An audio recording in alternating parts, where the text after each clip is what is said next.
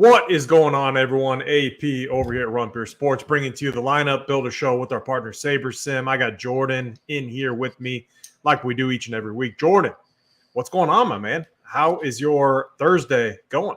It's good. It's good.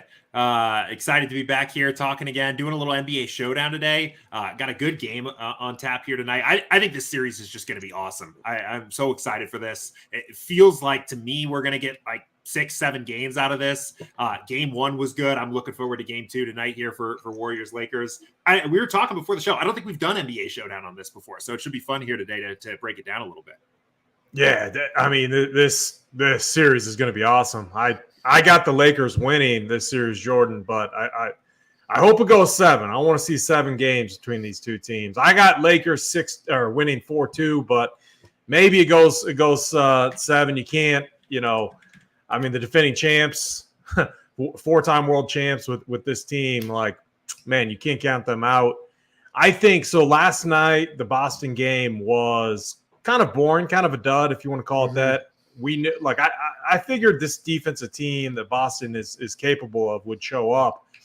Where tonight might be different is when you just look at these teams matchup wise, I don't know if the Warriors, their wins are going to have to come, like, they're just going to have to outscore them. And the one thing the Lakers are bad at, not like the best shooting team, they're efficient when AD's playing very aggressive, getting easy buckets in the paint. But if you force them to shoot outside jumpers, they're not an efficient team at all.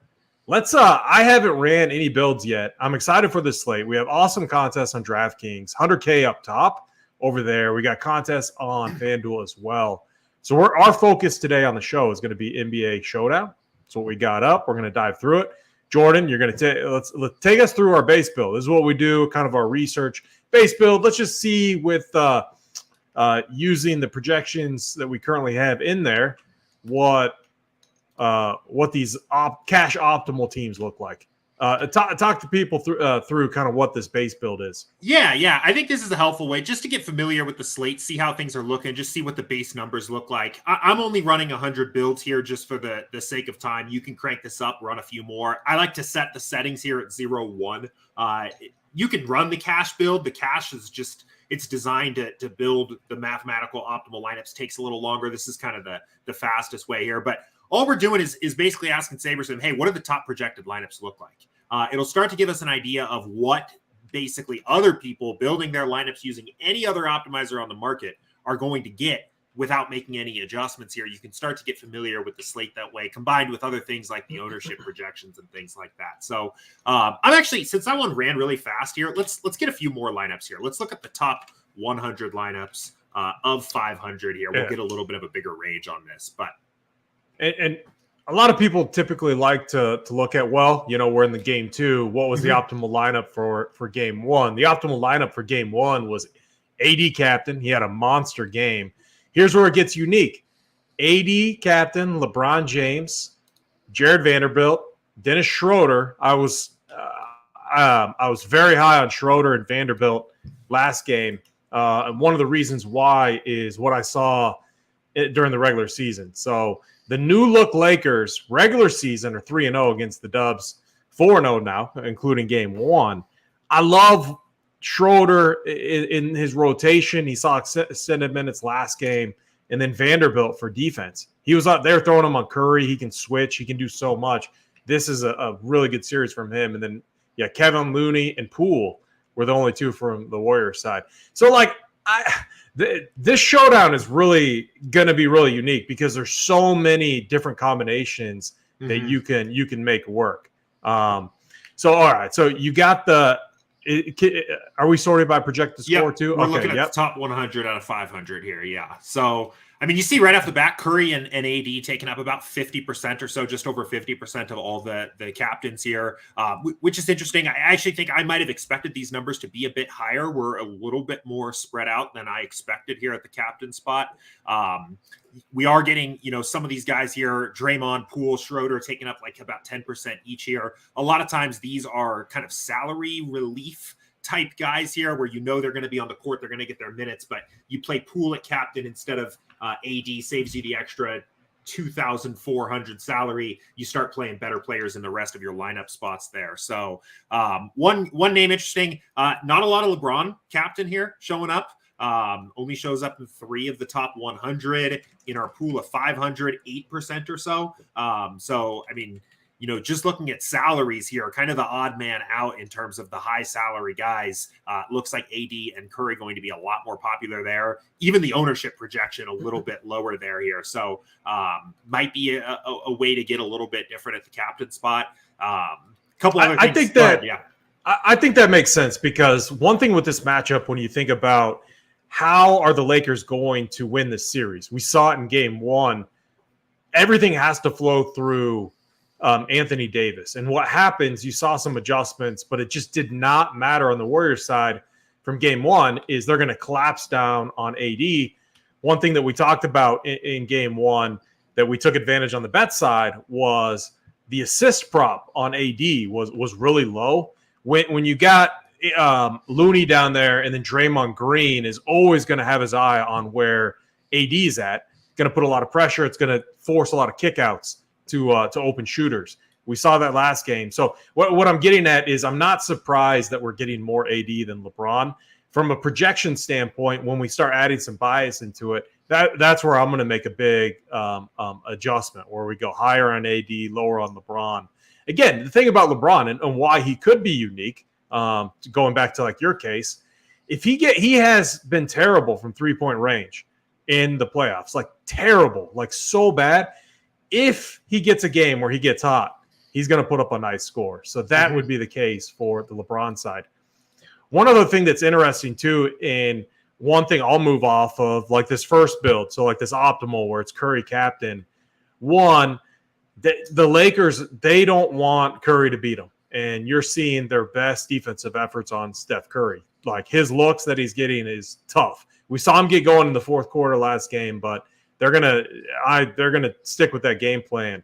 So like these scrub type plays, Troy Brown. One thing I'm gonna do is under project them so that we're not getting these auto stud captains. I like Anthony Davis is the one guy where if I had to spend up a captain, I think I'd go right back to him. But you got to think the Warriors are going to make some adjustments here. Yeah, definitely. And that's one of the things in the NBA playoffs that I've been doing here, even in the classic slates, some of the 2 and 3 game slates here, is just being very cautious with guys like Troy Brown here. Plays 12 minutes game 1. We've got him projected for 9 points here, which, it probably about makes sense with average fantasy point per minute over the course of the season. But a lot of these guys, 8th guy off the bench here in the playoffs, you're looking at that minutes projection almost as a ceiling here. If we've got him projected at 12 minutes here, I mean, it's very hard for him to have a ceiling game and well overperform the average projection here. And I think even though it's not perfectly captured in the Sims, the 75th, the 85th, and 95th percentile for those kinds of guys is all lower. I've naturally gravitated a little bit more towards balance type builds where you're hoping for the game that Jordan Poole goes off in the captain spot, or you get the Draymond triple-double or something out of nowhere, and you can put all of the other like top 6 guys in terms of minutes on each team into your utility spots there. So one other thing I do just want to call out, I think it can be useful to look at here, is the stack types. Just get a sense of what kind of constructions are going to be popular. The balance builds, the 4-2s, the 3-3s taking up a ton of the pool here. Very little exposure to the 5s. And if we actually break that down here, a little bit of a lean towards the Golden State side. So I think in terms of construction, most popular strategies tonight here are definitely going to be the 3-3s and then the Golden State 4, Lakers 2 kind of type builds there. Yeah, very good. Let's go back to the home screen and let's kind of walk through. I always love having fun with these. And one thing that you can do tonight, like let's just say you want to target that $20 100K up top. And let's just say you're not a 150 max player. You play for fun. And what's a strategy that you can kind of deploy using Sabersim and to get some builds. So this is something I love doing, and I've been doing it on the 2 gamers where I lump so I'm running usually 40 to 50, but I create different groups and I run different sets of like game scripts, how I see things panning out. You can do that exact same thing in Showdown. So first, let's kind of here's what I always do. Let's clean up our pool to kind of just set like a baseline outside of what already is established. So like pull up just the Lakers only. Mm-hmm. And this is in showdown. I get it. Like we're gonna get like Lonnie Walker is gonna carry a little projection. Max Christie. If you're running 150, I think that's when those players come into play. But right now, I'm literally let's X out Lonnie Walker. Let's X out Max Christie. Let's X out Malik Beasley. I thought Malik Beasley was going to be a guy that was more impactful in the playoffs. It just hasn't happened. Wenyen Gabriel, let's X him out. He got 4 minutes just in the first half. Mm-hmm. Look, we're now again, we could bring these guys back if we're running a different type of game script, but we're just not going to do that here. I think Rui's fine. Troy Brown, let's not X him out, but we need to bring him way down. Like, I don't think he's going to have a huge role here. He always hangs out on the perimeter. So for him to get there, he has to be highly efficient. And like give him like a 3.5 or something like that. Like, I want to be way, way, way down on him. And then, all right, go back up real quick. All right, so for the player pool standpoint, I think that is perfectly fine. Now go to the Warriors side. Mm-hmm. And all right, let's clean this up. So let's take out Kuminga. He's been kind of a non-factor. Let's see, Jamaica. We can leave Moses, Moody, and Green in there, but like put them at both like 3.5. Like I want to be under on these guys. Gary Payton. We got to leave Gary Payton in there, but again, not like his rotation this playoffs hasn't been that good. I want to be under on these guys, like way under. Give him like a 6.5 projection. DiVincenzo, again, gosh, it's really tough. Let's get under on him. Give him like 7.3, something like that. So I think when we look, a couple other things, just kind of in this baseline build, I was under on Kevon Looney in game one. My reasoning and thought process was sound. I thought that they were going to have to go away from this. Like Looney, the argument for Looney is they need him in there to match up with AD. Mm-hmm. The The argument against Looney is more of like a chess type play where if they go small, now it's very awkward for AD. What you're doing is you're trading easier buckets for AD for better shooting opportunities for the Warriors. We saw that in the close of the fourth quarter. They went away from Looney. He already had a monster game, broke the slate, 10 points, 23 rebounds, just an absolute monster. However, when it mattered in this game, in those closing minutes, Looney was not on the court. They had all shooters around Draymond Green. I think that's the adjustment that they have to go to. Yeah, we could look at Looney. They, and the argument is fine. I bet they start him. I would not be surprised, though, if Kerr threw out a curveball, went back to that Poole lineup.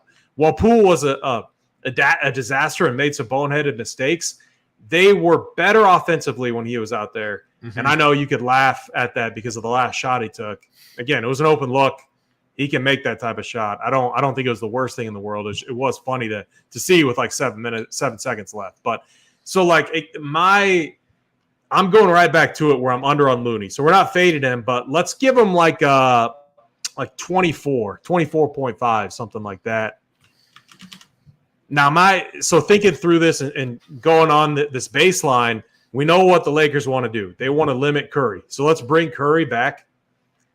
Let's bring him down to like 45, something like that. Now, what the Lakers are also going to do is you're going to get open. They want Poole to have the ball more, and Poole, he can hurt you. He was dialed in the first half. I like Poole in this series. Let's not go crazy on him, but let's bump him up a little bit. Let's bump Wiggins up a little bit. And then the problem with Draymond, kind of like Looney, they're going to want him out there. But the problem with Draymond is he's going to be in foul trouble. It is such a brutal matchup with AD down there where his focus is going to be defense.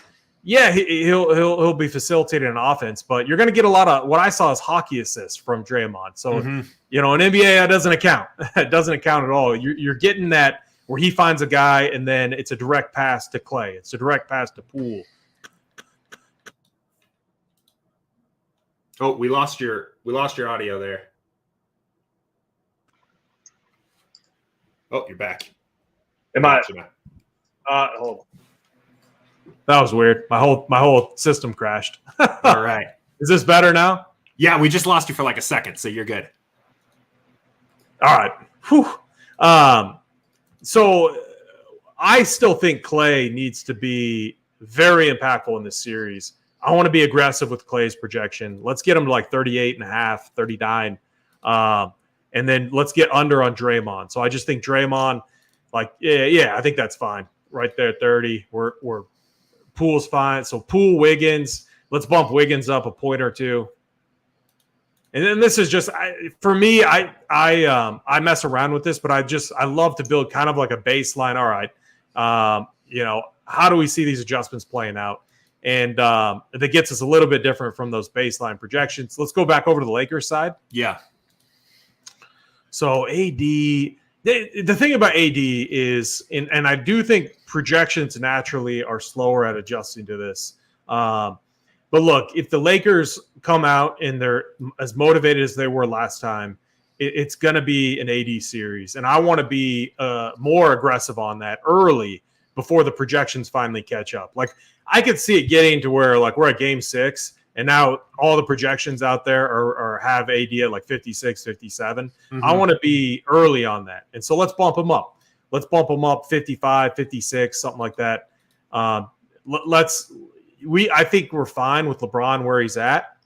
Now the discussion is these other pieces. And this is where I still think projections haven't adjusted as enough on this backcourt rotation.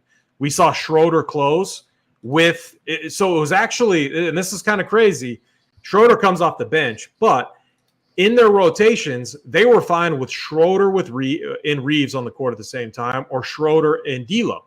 That was the closing rotation there with D'Angelo Russell and Schroeder instead of Reeves. And then I think that for a short period of time in the fourth, we saw Reeves, Schroeder, and D'Angelo Russell, and that was while Jared Vanderbilt was on the bench there for a little bit. So there's a lot of things there. They like the smaller ball rotation, especially when the Warriors are going smaller, kind of to match them shooting-wise.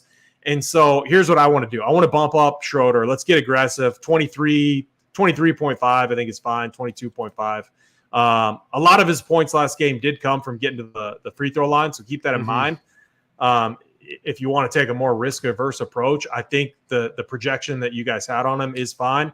I still want to be a little bit aggressive there. I think we keep D'Lo and Reeves right where they're at. D'Lo was so efficient. He's been awesome, but like he has bust potential, so we leave him there. And then Vandy, let's get Vandy at like 20 points. So the Warriors are content leaving him wide open, and he's not going to hit a lot of shots, but Vanderbilt's going to have a role defensively in this series. Rui Hachimura, let's bump him back up. I want to say, like, let's go like 13, 14, not like super aggressive. Mm-hmm. I think when I think about game 1, what I saw is the Lakers went all in to steal game 1. And so when you're talking about building out a script, unless they're playing with a lead, I think that they could be a little bit more conservative. I think Darvin Ham could be a little bit more conservative with minutes. Like Anthony Davis played almost 45. I could see him at like 38. I still want to keep his projection where it's at. Like if he was going to play 45 minutes tonight, we should probably have like a 60-plus projection on him. We just can't do that from a projection standpoint. So I do think the rotation opens up a little bit, and I think we could see like 15 to 18 minutes, maybe 20 from a guy like Rui Hachimura, depending on how he's playing. So I kind of like this as like a baseline. Is there anything that you're seeing here, or do you want to rerun that kind of, cash build that we always run? No, I like our adjusted baseline. I like our approach, and that's kind of how I was thinking about it too. These guys played a ton of minutes. Go all in to win game 1 here. I feel pretty good. Maybe this is a little on the low side for some of these top guys for the Lakers, but I feel a little bit better about these minutes projections. If anything, I could see these minutes projections being a little bit low for the Warriors, especially if we do get a little bit of a close game. Like how many minutes is Curry going to play in a close game tonight where the Warriors are trying to avoid going down 0-2 here? I mean, 43 minutes upside there. So even if the Lakers are game planning him out of the game, I mean, these seem like floors for a lot of the key Warriors players to me tonight. And you got to think about this. So, like, when you think about veteran teams, and this is where you can get so creative in Showdown, and this is where I think the edge is at, predicting game scripts. So the Lakers came in you got the experience of LeBron. You got Anthony Davis. They knew going on the road as road dogs in that game and on the series, stealing game one is so important. Mm-hmm. Well, now the other way, kind of like what we saw on yesterday's game, now they're playing with house money. And oftentimes now the pressure's back on the home team. This is now a must-win game. I know it's a series best of 7. So, like, even if they lose, there's more opportunities. However, it's not how these guys think. It's not how these teams think. I'm telling you, Kerr is going into this game tonight thinking this is a must-win game.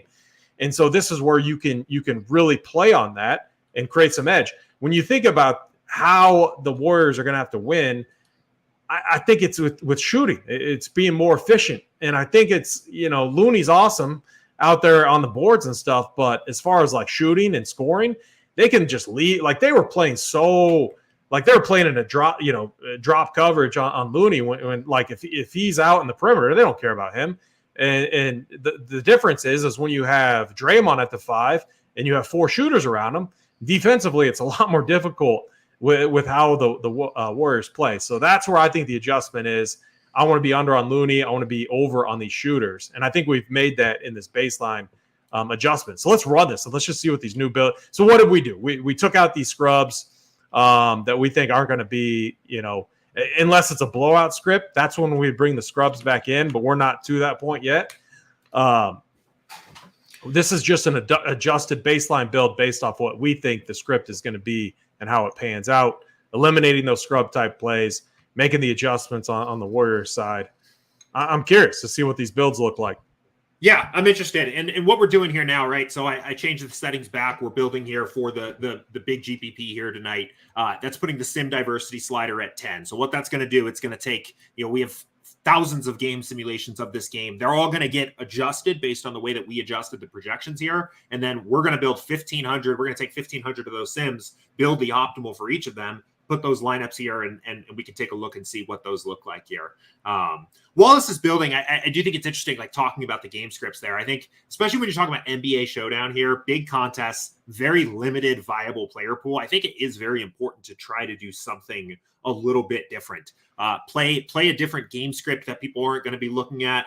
Maybe adjust the rotation here of who's going to get in, who's going to get minutes there. What the vast majority of people are going to do tonight is going to play a game script and build lineups that are Warriors win a relatively close game, because that's what the Vegas spread is. That's what projections are going to be based on here. So I think it is important to try to do something a little bit different there. One of the angles, I do think actually playing a Warriors blowout script here is pretty interesting. I keep thinking back to that first cash build we ran. We saw like no 5-1 stacks showing up there. I don't think a 5-1 stack, even favoring the Warriors for this slate tonight here, is going to be very popular. And I think at the end of the night, I wouldn't be too surprised if the Warriors just end up taking this game pretty easily and both teams move on to game 3 here. Oh, did we lose you again? We lost your audio again.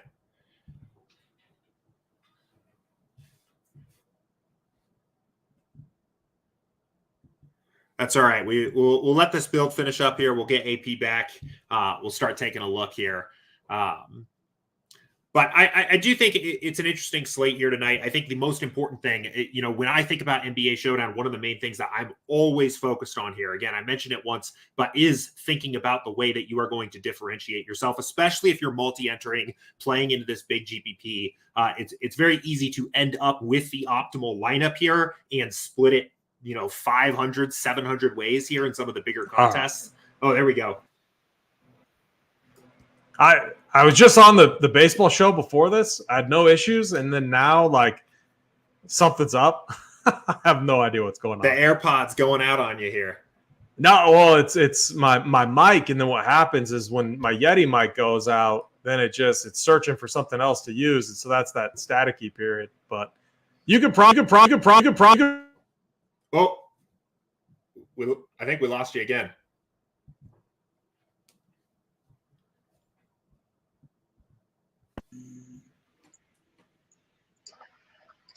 All right, I'm just going to use my AirPods since it works. I know it doesn't sound as good, but you can hear me, right? Yes, we can hear you. That's frustrating. No, just in time. We've got the build pulled up here now, and First things first, AD jumps up here to 50% of our captain pool here. A lot of Clay, a lot of Schroeder, a little bit of Wiggins, one lineup with Curry here. I'm just looking at the top 50 here. But right off the bat, a big impact here. One thing I like to just first check on is just take a look at the captains, take a look at the utility players. I generally want to see a lot of green up top, right? I want to see that there was an impact to those adjustments here. Don't mind seeing guys in red, right? It's just because we knocked down Steph Curry here, his projection a little bit, doesn't mean we want to fully fade him. But this is kind of first glance, generally what I'm looking for here with my exposures when I'm making those projection updates. Yeah, and can you scroll through some of these builds? Yeah. So when I look at these builds, what I see is this type of script is going to be nice if we think game 2 is going to stay competitive. Mm-hmm. If you think the Warriors are going to win and win big, I would definitely get away from something like this. But I like the Anthony Davis captain, going right back to him. I think Clay's going to end up being a good captain. I could see him being optimal at some point. The Schroeder captain, why would we be doing that? That's if we think it stays really close and you get multiple good producers from, you can see the build right there, Chef, Poole, all the big dogs basically in there, Anthony Davis. That's where that would be viable. But I do think it's risky because we see some of these studs put up some big scores. And so you need everyone to have a good game to have like a punt captain win in NBA formats. I like these builds, though. I like what I'm seeing with Clay at captain. I like what I'm seeing with Anthony Davis at captain. So, no, those are nice. So I'm with you, too. So while I think the Lakers win this series, we see these things happen where these games kind of flip-flop. And this is your traditional letdown spot for the Lakers. Mm-hmm. Let's run through that. Let's go back to the home. Let's build out now a script where we'd be looking at a blowout. And I get we can use a combination of using the different tools inside Saber, but me, Jordan. You can just keep that. All right, yes, yeah. Resetting it's fine. That's fine. You're good. You're good.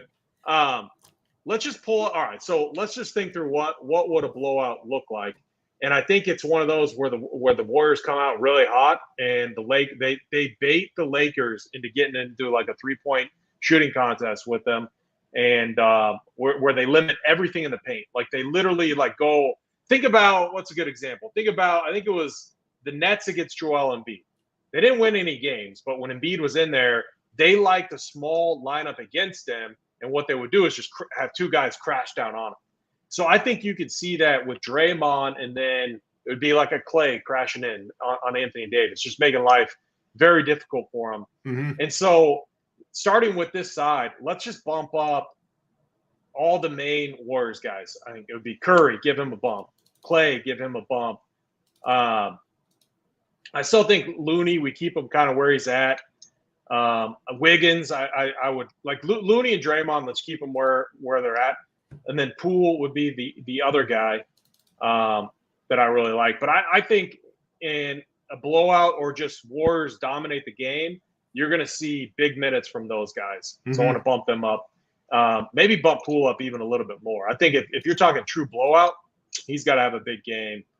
Let's keep everyone else the same. And we can just keep this very high level, just making these simple adjustments. Go to the Lakers side, because a lot of this, because then we can go to stack types, and maybe we run this using all 5 ones. That's what I was thinking. Yeah, just to see what it looks like.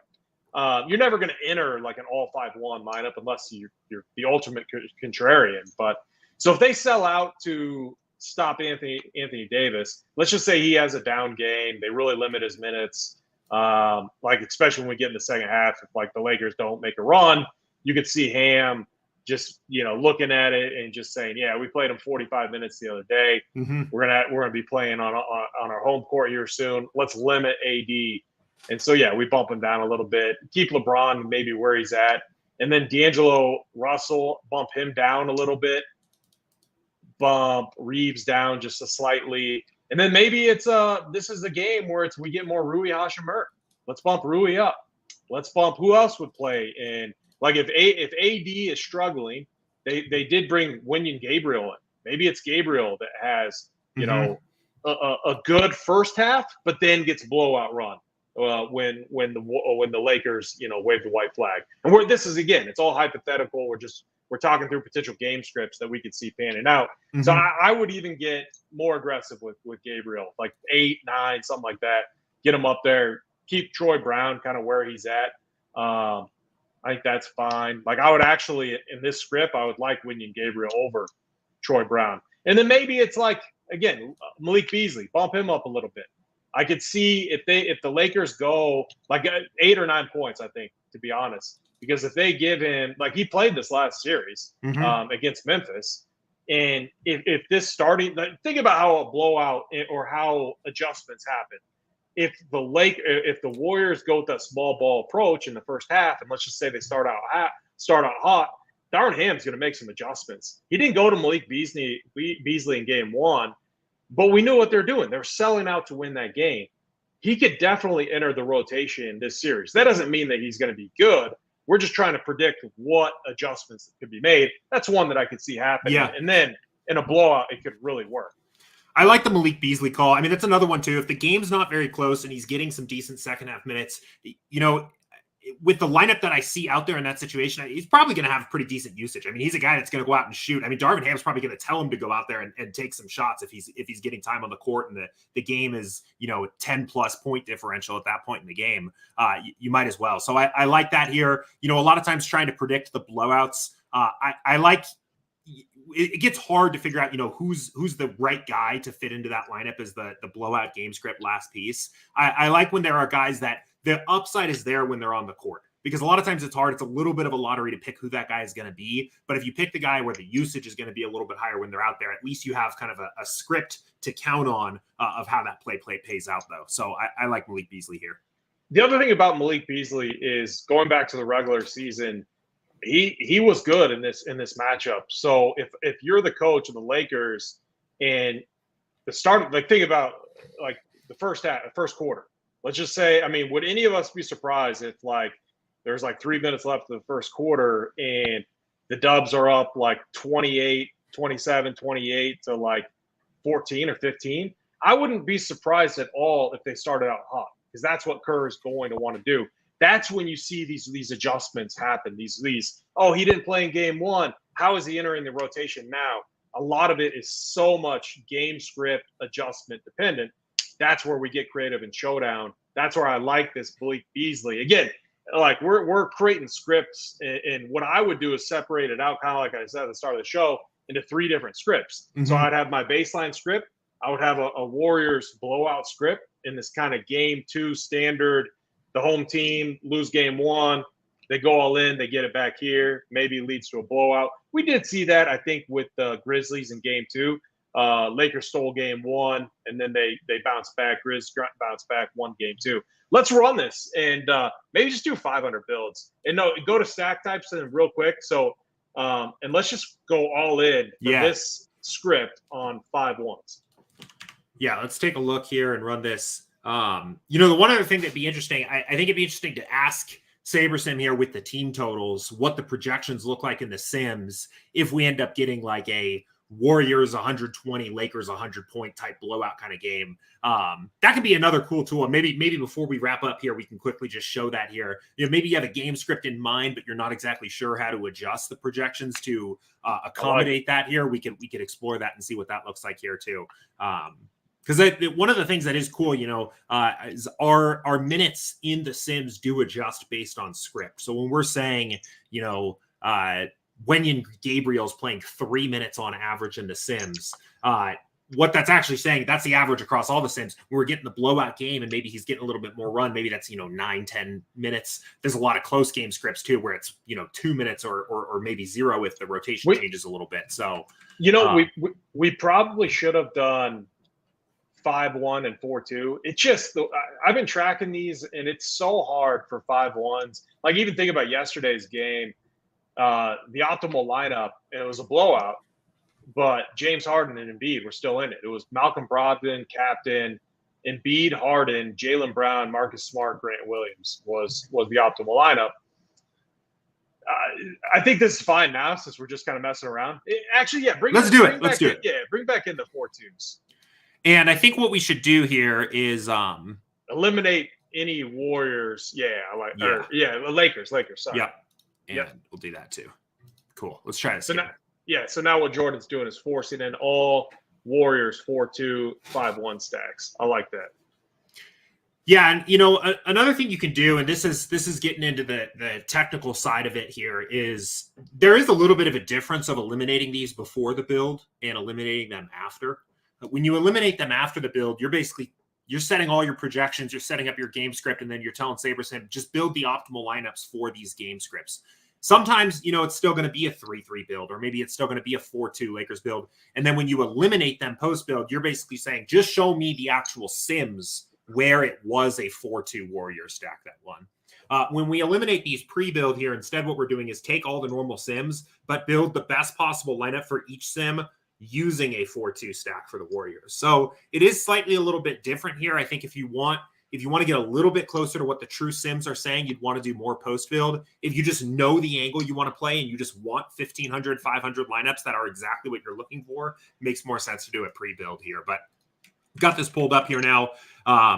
And yeah, I mean, big three for the Warriors here. Primary captains makes a lot of sense here.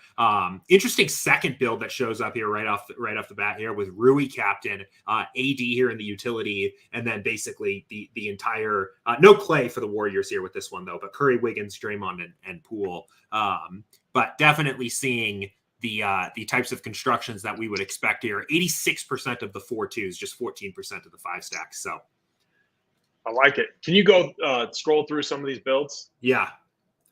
There's Malik Beasley popping up in one. I kind of like this angle too as well. Like if the Warriors figure out a way to just take AD out of the game, it makes a lot more sense for that like Lakers salary usage player to be in the utility spot for that to be LeBron here. And I don't think he's going to be too popular here. Pull that build up so that you can like edit it. Yeah. Here's another nice thing. And this is why, even if you're a single entry player or a 3 max, why I love using Sabersim. I was doing this with baseball just earlier, right before we started the show, where because I was running 8 builds and I would call it hybrid hand building, where I'm using the optimizer and then plugging it. So like, let's just say like I like the structure of this build right here, but Malik Beasley again, like he's the one risk there. X him out and let's just see what other options that we have. So Kuminga, Beasley. So I mean, yeah, fairly limited there, and probably would be Beasley. And then even in a blowout script, Kuminga is the one guy I forgot about too. I could see him kind of getting to work in a blowout script. So he'd be someone I would add back to that pool. So this is interesting from like a blowout standpoint where Kuminga got some extra run there in the fourth. Yeah, I mean, another way we can look at this here is we take both of those guys out and find 2 Lakers here that are going to be on the court. Maybe we do, let's see, D'Angelo Russell here and Dennis Schroeder or something like that, or Vanderbilt. Maybe you're even talking about like a foul trouble type script for AD here. Don't know how the Warriors will manage to get AD in foul trouble here tonight, but I think it's a viable script. Yeah. And just to be fully transparent and full disclosure, like, because Jordan, we've done this a lot with NFL. And it's different. I do like the onslaught stacks in NFL, but I usually X out any 5-1s in NBA. I usually am very heavy on 4-2s and 3-3s just because of how scoring is. If you think it's going to be a blow-up, though, and you have tight rotations on one side, which the Warriors should be tight, it could make sense tonight in the right script where it works. It feels like it's tough for those 5-1s to get there in NBA. Yeah, I think real quick, what we should do here is reset everything one more time. Let's try updating the team totals here to a blowout game script and just see what the Sims think about that script. Okay, perfect.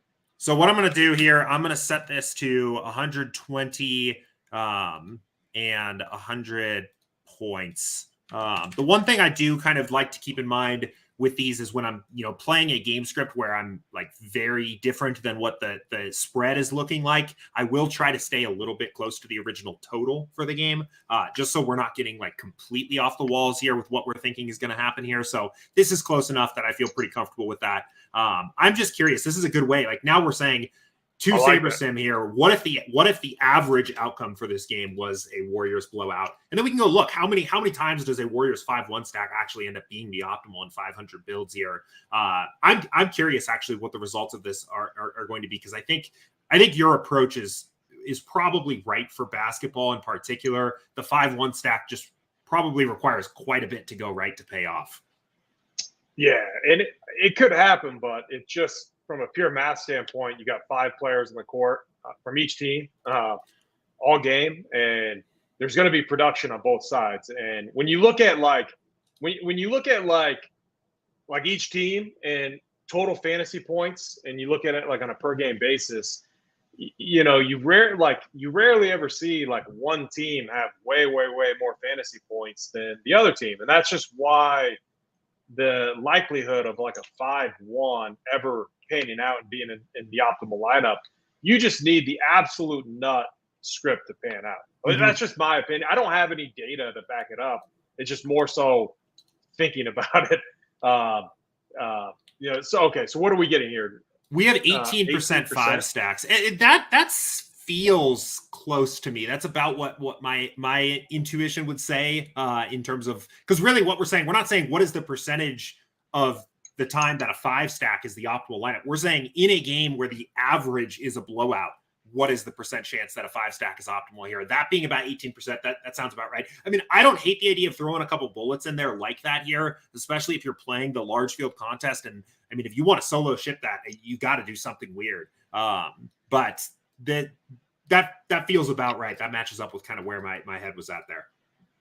Yeah, but I mean, 28% of these builds here, again, where the average is a 20-point blowout, are still, balanced 3 threes. And then you look at this top lineup here, and it checks out. It makes sense of, we're talking about a game where the Warriors are winning by anywhere from 15 to 25 points here. You've got Curry at captain. You've got AD, who's just going to be a big source of raw points. Schroeder, Troy Brown, who maybe has a little more upside in that kind of game script, and a couple other key players for the Warriors. I mean, it's very easy to look at one of these builds and still see how this is optimal. This is the kind of build that you almost can see as optimal in a variety of different game scripts. And it's worth noting, this is a cool stat here. This is available here.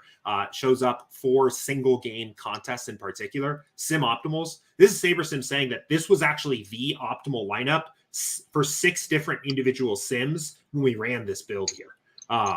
So can be a useful, I mean, it makes sense. A lot of these here, these top 2 lineups were both optimal 6 different times. No lineups were optimal 5 times. And then we have another lineup or another set of lineups that were optimal 4 times each. So that can be useful to look at as well. So like, I don't like Draymond captain, but I like how that build, like if I were to do like a 5-1, you still are getting that Anthony Davis in there, mm-hmm. because you could see like a massive performance from AD. So I could see that work. Is there any lineup to where it can make sense, like an AD or Curry captain, and then we're getting multiple scrubs in there, and you're just hoping, like kind of similar to what we saw last game, but and the Curry side is somewhat interesting. Yeah, I was gonna go see here if there's anything that jumps out like that. So I mean, we have Curry plus Troy Brown here in quite a few lineups. So I mean, yeah, we do have. Just like going off one thing I saw, and actually going back to what you said at the very start of this, like you love the Curry captain lineups. I might be joining you on there. I mean, Curry nuked in the fourth quarter when they went to that smaller ball lineup. Mm-hmm. So if you're Kerr and you're looking at adjustments to make, you got to see that, and you got to know that hey, when we went Dre at the 5 and we had 4 shooters out there, we were able to get that hockey assist around to find Curry to get him a little bit of breathing room, to get him a shot. I like that. You might be onto something where Curry captain and then AD, and then there's a good example. But I would bring that build up real quick. Oh, which one? I lost. Actually, this one's fine too. But I liked it where it was Curry captain and then AD in there, and then Schroeder. It actually might be like a Lakers 4-2, but we're going Warrior captain with Curry. Yep. Something like that, I think it would be kind of interesting. Because if you think about it, Curry nukes, AD does his thing, but then you got Schroeder, you got Vanderbilt would be the other one that I would look at for defensive purposes. And then I don't mind like a Poole. Clay might be a little bit difficult to put in there, but there are just so many unique builds, unique routes that you can go tonight for this game. And it's the most exciting series. I'm going to have a ton of fun with it. I think when I look at the different contests, I'm going to build out a bunch of different scripts. Mm-hmm. And, and I love using Sabersim when I do that. Well, I got to get this wrapped up. I got to be somewhere at 2 Eastern. So here in 13 minutes, but what's your final thoughts for game 2? What do you see panning out tonight? I think my favorite angle we've played here is really playing a pretty aggressive Warriors blowout. I think I would probably be willing to throw in some Warriors 5 stacks in there just to get a little bit different. I mean, I would love to be able to say because I don't think Lakers onslaught type builds or Lakers win the game type builds are going to be very popular tonight. I think everyone is going to think that the Warriors end up running away with this. I think Warriors against the spread is probably going to be a very popular bet, but it's just where my gut's at. I think that's what's likely to happen. So I will be probably playing scripts where the Warriors win this game, where they beat the spread here, and then trying to figure out what ways can I get different there within that. I think it might be things like trying to pick out the right guy that's playing at the end of the bench that's going to get blowout minutes there. I love the idea of actually trying to play some 2-4s where maybe you're playing Curry plus Wiggins and then 4 Lakers or something like that, but still in a script where you're expecting the Warriors to win the game. So that's probably the angle I'm taking here is play the Warriors heavy side or play the Warriors win the game side, and then think about how are we going to do that in a unique way. I think I'm right on board with you. And I think, and I feel very good about this, the adjustment is, and Looney was a beast. He was a monster on the board. But when you look at when were they better scoring the basketball, which that's what they want to do against a team that all throughout the regular season, even after the post-trade deadline, not efficient when you get into a shooting contest, even if it's just 20-foot jumpers compared to, obviously 3-point field goals. I think they go small. I'm going to be fading Looney, definitely underweight Looney in the adjustment. I like Chet. I think that right there opened things up. And we saw that combo of Draymond and then Wiggins. It was tough on AD. Wiggins was getting some crazy boards. So, I think that's the key. And then you got Poole. I know he was a disaster. Everyone making fun of him, whatever, even me. It was just hilarious. But you can't take away. The guy can shoot the basketball. He makes stupid mistakes, but they were better offensively when he was out there. Wiggins, Clay has to have a big game. I love that. In that rotation, if they do that, I would love to see them announce the starting lineup with that small ball lineup. I don't know if they will.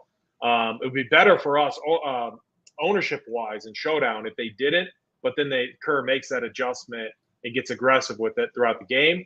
That's what I hope happens, but I think we get small ball Warriors lineup. Warriors take game 2 on the heels of an awesome night from Kerr. I think he puts the team on his back.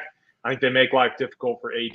His raw points might be enough to justify him in optimal lineups anyway. Mm-hmm. Going back to what you said, Jordan, I think LeBron over AD is another really unique path that you can go in Showdown formats. But I love the game tonight. It's going to be a ton of fun. Glad to see that we're pretty much aligned there. Yeah, I think so. And I mean, for what it's worth, the DFS player in me here, I think, is probably playing that Warriors angle. The basketball fan in me here is hoping we get another close game. And I actually think I'd kind of like to see the Lakers end up winning this game here. So we'll see. Yeah. No, very good. So, hey, Jordan, this was a ton of fun. Very excited for this game tonight. We got more content coming out later this afternoon. We got the bet side. They're going to be breaking down the show, I believe, in an hour or so. So make sure that you catch that over at the Run for Your Sports channel. Final thing, is there anything new up and coming for the people at Sabersim? Yeah, I mean, we continue. I think we're making some models updates here, especially on the baseball side. One of the things we said at the start of the season is we wanted to just keep an eye on how some of the rules changes were impacting the game, how that affected the overall pace of offense and stolen bases and things like that. So we're continuing to push out just kind of minor updates and tweaks, make everything a little more accurate every day. Have some bigger projects in the works. I know I've been teasing that here at the end of the show the last couple weeks, still in progress. The summer tends to be kind of as we lead up to football, when we make some of our bigger changes and push bigger features. So stay tuned for that. I don't have a lot more of information to provide right now, but we are working on some cool stuff behind the scenes. Very good. With that, hit the like, hit the subscribe. Helps us out each and every week. We appreciate it. We will be back next week. For Jordan, I'm AP. Let's run beer.